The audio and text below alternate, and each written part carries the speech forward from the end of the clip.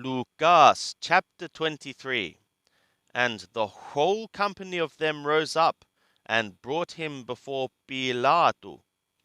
And they began to accuse him, saying, We found this man perverting our nation, and forbidding to be giving tax to Caesar, and saying that he himself is anointed a king. And Pilate asked him, saying, Art thou the king of the Yehudim? And he answered him, saying, Thou sayest. And Pilate said to the chief priests and the multitudes, I find no fault in this man. But they were more urgent, saying, He stirreth up the people, teaching throughout all Judea, and beginning from Galilee, even to this place. But when Pilate heard it, he asked whether the man were a Galilaeo. And when he knew that he was of Herod's jurisdiction, he sent him to Herod, who himself also was at Jerusalem in these days. Now when Herod saw Yeshua, he was exceeding glad, for he was of a long time desirous to see him, because he had heard concerning him, and he hoped to see some miracle done by him. And he questioned him in many words, but he answered him nothing. And the chief priests and the scribes stood, vehemently accusing him. And Herod with his soldiers set him at naught, and mocked him, and arraying him in brilliant apparel, sent him back to Pilate. And Herod and Pilate became friends with each other that very day, for before they were at enmity between themselves. And Pilate called together the chief priests and the rulers and the people, and said to them, Ye brought to me this man as one that perverteth the people.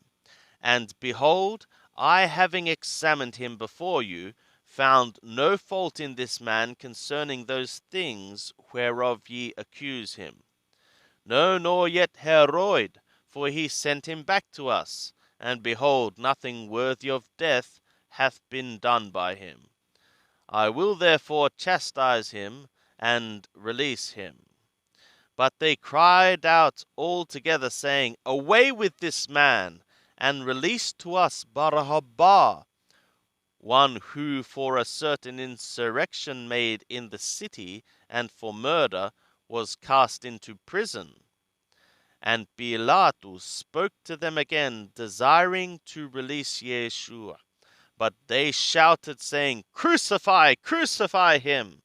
And he said to them the third time, Why, what evil hath this man done? I have found no cause of death in him. I will therefore chastise him and release him.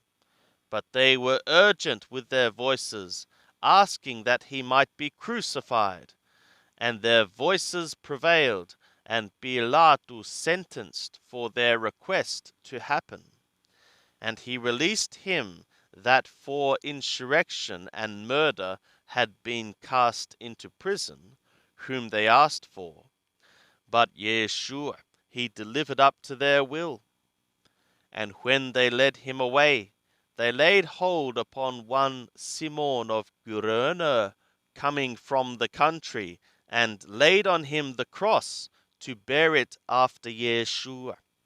And there followed him a great multitude of the people, and of women, who bewailed and lamented him. But Yeshua, turning to them, said, Daughters of Jerusalem, weep not for me, but weep for yourselves, and for your children. For behold, the days are coming, in which they shall say, Blessed are the barren, and the wombs that never bare, and the breasts that never gave suck. For they shall begin to say to the mountains, Fall on us, and to the hills, Cover us. For if they do these things in the green tree, what shall be done in the dry? And there were also two others, malefactors, led with him to be put to death.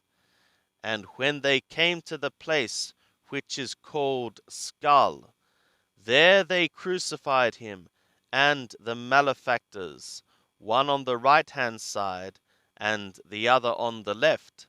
And Yeshua said, Father, forgive them, for they know not what they do. And parting his garments among them, they cast lots. And the people stood beholding, and the rulers also scoffed at him, saying, He saved others, let him save himself, if this is the anointed of God, his chosen. And the soldiers also mocked him, coming to him, offering him vinegar, and saying, If thou art the son of the Yehudim, save thyself. And there was also a superscription over him, This is the King of the Yehudim. And one of the malefactors that were hanged railed on him, saying, Art not thou the anointed? Save thyself and us. But the other answered, and rebuking him, said, Dost thou not even fear God, seeing thou art in the same condemnation?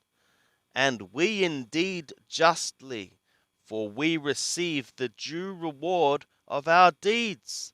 But this man hath done nothing amiss. And he said, Yeshua, remember me when thou comest in thy kingdom. And he said to him, Amen, to thee I say today, with me thou shalt be in the paradise. And it was now about the 6th hour, and a darkness came over the whole land until the 9th hour, the sun's light failing. And the veil of the temple was rent in the midst.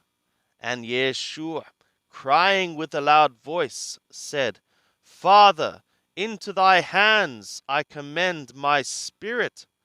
And having said this, he expired. And when the 100 ruler saw what was done, he glorified God, saying, Certainly this was a righteous man. And all the multitudes that came together to this sight, when they beheld the things that were done, returned smiting their breasts. And all his acquaintances, and the women that followed with him from Galilee, stood afar off, seeing these things.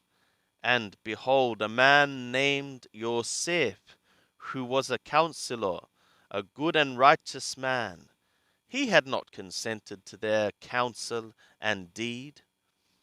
A man of Haramataiah, a city of the Yehudim, who was looking for the kingdom of the God. This man went to Pilate and asked for the body of Yeshua. And he took it down and wrapped it in a linen cloth, and laid him in a tomb that was hewn in stone, where never man had yet lain. And it was the day of the preparation, and the Shabbat drew on. And the women who had come with him out of Galilee followed after, and beheld the tomb, and how his body was laid. And they returned, and prepared spices and ointments, and on the Shabbat they rested according to the command.